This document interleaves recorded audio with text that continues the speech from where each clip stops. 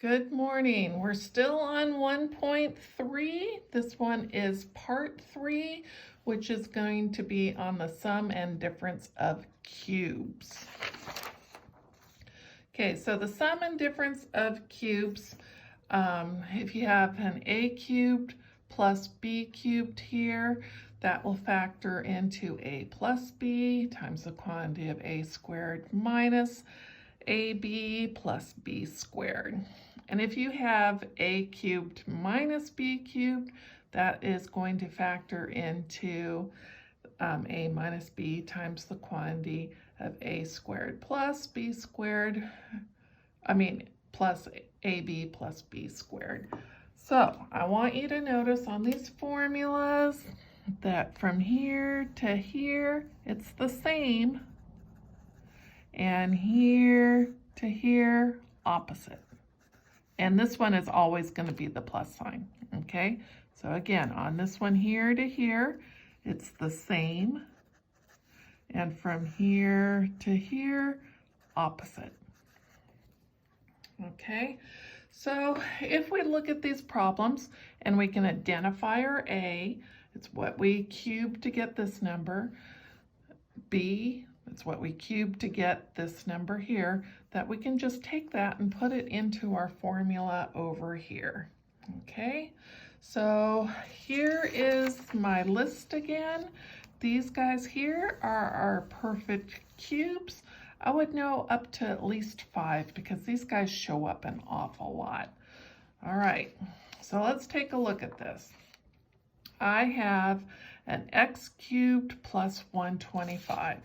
Well, technically there's a 1 in front of there, right? And 1 is on my cube list, and that 125 is on my cube list. So this is going to work. Let's see, my A is what I cubed to get this, so that's going to be a 1x. My B is what I cubed to get that, so that's going to be a 5.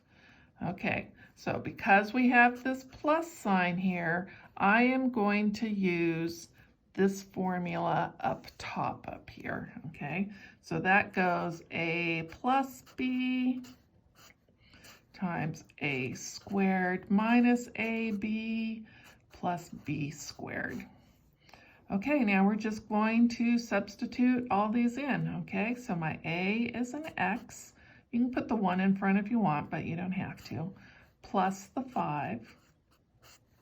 Then over here, take your a and square it, okay? So that'll be an x squared minus, multiply those two guys together, and that's going to give me my ab. So that would be a 5x. And back here, take your b and square it. So 5 squared, oops, why did I put that there? Plus, and 5 squared would be the 25. And there you go, like that. Okay, so let's check this out and see if it really did work. So x times x squared gives me x cubed. X times that negative 5x is going to give me a negative 5x squared. X times that 25 is going to give me a positive 25x. Okay, this one now, that is going to give me a positive 5x squared. This is going to give me a negative 25x. And this is going to give me a plus 125. Okay, let's add those guys together. Get an x cubed. Well, those guys are opposites, so they're gone. Let's see here, those are opposites, so they're gone. And I got that plus 125 back there. So I got what I started with, so this does work. Okay, now I want to point out that this right here, the a squared minus the ab plus b squared, will not factor any further. You know, you're thinking maybe, hey, I can use that perfect square trinomial that we learned in part 2, but that formula went a squared minus 2ab plus b squared. We're missing that 2 part to make it work. So here we can't go any farther. We have to stop. Okay, and I also want to point out on this that both the positive and the negative work on this. Now, when we had the difference of squares, that would be what? A squared minus b squared. That gave me a plus b, a minus b, right? But if we had a squared plus b squared, that one did not work, and it was prime. Here, both of them work, okay? So you can do both of those, just don't walk away from it. All right, let's try another one now. So here we go. I'm looking at my list here, is 64 on it? Yep, it's on there. And this is a 1 in front of there, so this is going to work. Let's identify our A, let's identify our B. So A is going to be a 4x, that's what I cubed to get that. My B is what I cubed to get that, so that is going to be a y. All right, now I'm going to use the formula that went a minus b, a squared plus ab plus b squared. And I'm using this one here. Let's look at this over here because of that minus sign, okay? That tells me which formula I'm going to use. This one right here. And I had that right there. So I'm using this formula over here. Okay, now I'm going to start plugging it in. Substitute, so that would give me a 4x minus y.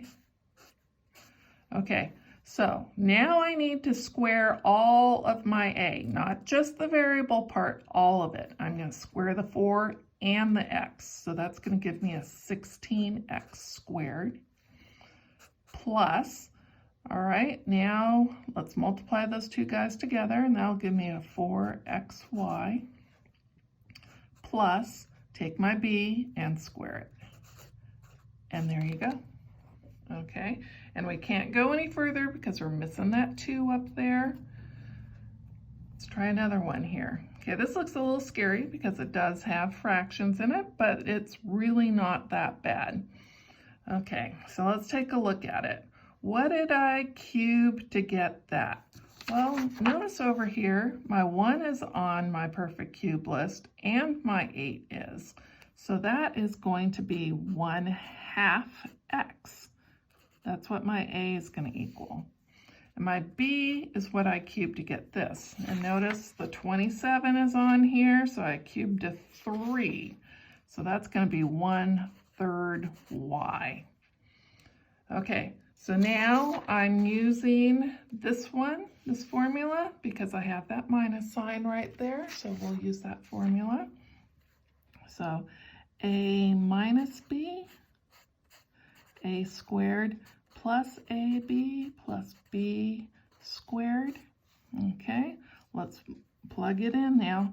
1/2 x minus 1/3 y. That's that part. Okay, now take your a, all of your a, and square every part of it. So if I square the 1, I get a 1. Square the 2, I get a 4. Square the x, I get an x squared. Plus, now I'm going to multiply those guys together. So when I multiply it together, I'm going to go straight across. 1 times 1 is 1. 1 times 3 is 6. And the x and the y together, xy. Okay, now I got a plus sign. Now I'm going to square this, all of it. Square the 1, I get a 1. Square the 3, I get a 9. Square the y, I get a y squared. And there you go. Now we can't solve these guys yet. We will be able to in a few chapters, but at this point we can't solve it because we cannot factor this right here and make it a multiplication problem. So we don't have to worry about solving these sum and difference of cubes. All right, that's it for the cubes. Good luck.